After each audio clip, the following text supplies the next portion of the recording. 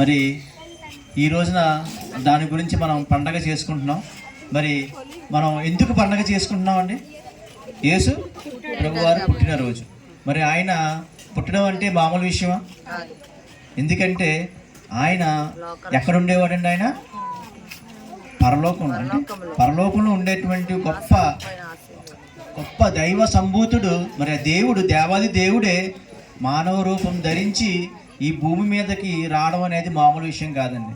ఎందుకంటే ఒక రాజకుమారుడు పుడితేనే మనం ఈ రోజున ఇట్లాంటి సమాజంలో కానీ ఈ యొక్క భూమి మీద ఉన్నటువంటి ఎవరైనా సరే చాలా గొప్ప విషయంగా చెప్తారు. అలాంటిది మరి ఈ సర్వలోకాన్ని సృష్టించినటువంటి వ్యక్తి మానవ రూపంగా ధరించి రావడం అనేది అది చాలా మంచి పర్వదినం మనకి. ఎందుకు వచ్చారండి? మరి ఆయన మానవునిగా మనకి ఆయన జన్మించడానికి గల కారణం ఏంటంటే మనందరికీ తెలుసు, మన పాపాలని ఆయన తీసివేయడానికి. మరి మన పాపాలను ఆయన వేయడానికి మరి ఆయన ఎంతో సర్వోన్నతమైన దేవుడు. మరి పరలోకంలో ఎక్కడ మనం ఊహించలేనంత అద్వితీయ దేవుడు. మరి భూమి